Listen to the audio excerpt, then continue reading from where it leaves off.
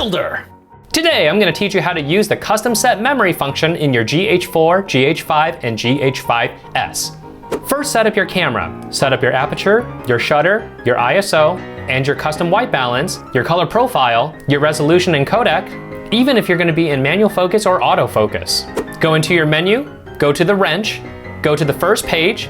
Second one down is custom set memory. Simply click on it and choose which memory bank you want to go with. And now your camera settings is set to the custom memory bank of your choosing. Done. Roll that intro. What's up, everybody? You're watching Too Long Didn't Read Filmmaker, where the answers comes first, the reasons come last, but we are constantly and always still learning. So today I'm going to go over real quick how you can set up custom camera settings into the memory banks of your GH5 and your GH5S. Now this is a super handy feature of the GH series, and basically it allows you to jump from different setups to different setups without actually having to fuss around with a whole lot of settings in your camera. So take a quick look at the talking head section, because now we're going to flip over to my product shot table and it looks a little something like this. Okay, as you can see here, if I use the exact same settings that I have for my talking head portion of the show, you can see that not only is it completely blown out, but it's also severely blue. And that's because I have different color temperatures for when I'm doing my talking head portions, and then when I'm doing my product shots, I am using daylight balance bulbs, and also a lot of them, so I'm blasting an insane amount of light into this one little area. So I'm going to show you really quickly how you can just set up, dial in what you need when you come to a specific setup, and then you can basically jump back and forth in an instant. So at this point in time, I need to make sure, number one, that I am at a nice good f-stop. So let's say I want to shoot all my product shots at f8. And that doesn't really do a whole lot, but it does something. Now obviously this is insanely blue, so let's do a custom white balance real quick. And we'll set it here.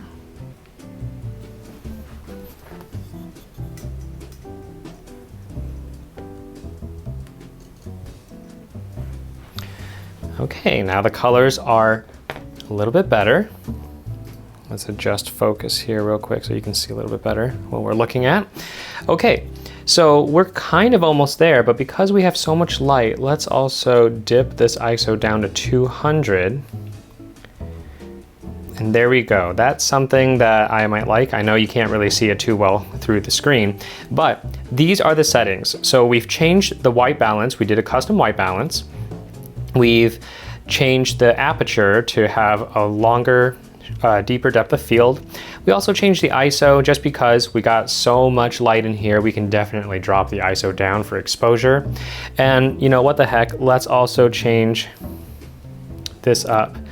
Let's say we want to shoot all of this stuff in 4K 10-bit. Okay, so now these settings do not mimic at all what I had before.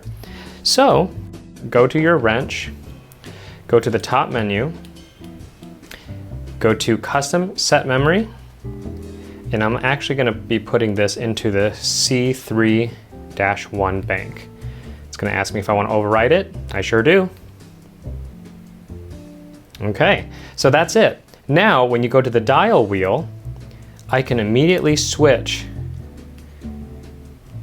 And there you go. We have f8, 60 shutter, 200 ISO with a custom white balance. And now watch me go back to custom 1, which is my talking head shots. We're back to that really blown out, completely poor color. But go to custom 3, boom, we're done. So what's the bottom line here? The bottom line is the custom memory function is awesome. So as you can tell, I have my talking head section, I also have my product demonstration table, and then eventually I'm actually going to be introducing a live stream podcast setup, and that's just going to be a completely different lighting situation again. So for my camera to be able to handle all three of those different lighting situations and settings with literally a rotation of the dial, that's a time saver, and it allows me to move from one set faster and more efficiently. Now, you do have an additional 2 memory banks in the custom 3 function, but basically when you go to custom 3, you have to do an additional step into the menu and tell it which custom you want to use at that moment. Generally, it'll default to number 1, but if you need to use 2 and 3, you can use that additional 2 banks as well. So how do I go about using these custom memory settings on a narrative film? Well, basically my colleague Johnny Wu, he was doing a martial arts short, which I will link to right here, called Wuxia. And he told me, hey, we need to be able to shoot just regular 24p, and I also want something that's slow motion, and I also want something that's high shutter to look a little bit more crazy and hectic. So that was 3 different setups he wanted. And basically with the GH4s at the time, you still had custom 1, 2, and 3. Custom 1, I set everything up so that it was basically your regular 24p, 180-degree shutter, all that, so on and so forth. Custom 2 was where the slow motion came in at 96 frames a second, and again, the shutter had to be changed to match the 180-degree rule, and then of course the variable frame rate also had to be turned on, and we had to change from 4K into a specific 1080 flavor. And then the last one was custom 3, which was basically 24p at C4K, but we jacked up the shutter to go past 180, and therefore, or I guess technically lower. And basically that allowed for kind of that shaky cam look where it's not overly blurry, it looks a little bit sharp and a little bit hectic. And from then on set, when Johnny said, hey, this is a slow motion shot, and I would yell out, all right guys, go to custom 2. We rotate to custom 2. If we needed to change exposure on the spot, we all had ND filters. That was fine. Or then he'll say, all right guys, let's get close up. We need to make this look, you know, kind of Jason Bourne-ish, a little bit sharper. I'm like, okay guys, go to custom 3. And we go to custom 3, boom. All right guys, let's go back. We're going back to the regular stuff. Boom, custom 1. Nobody on set had to spend time to change up all those settings on the spot. We literally just rotated the dial. So that is an insane time saver.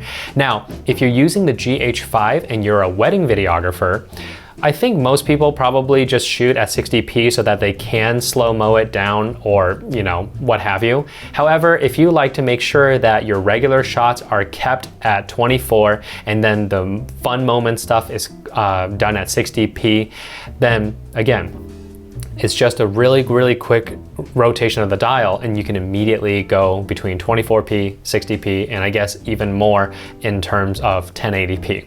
All right? And hey, that's it for this week, everybody. If anything I've said today has influenced your purchasing decision, whether to go with a GH5 or a GH5S, I would really appreciate it if you check out my Amazon affiliate links down below. Again, this costs nothing extra to you. It just gives me a little compensation so I can continue making videos like this for you. And as always, if you guys have any questions or comments, please leave it down below. I will get to them as fast as I can. And until then, like and subscribe, and I will see you in the next one.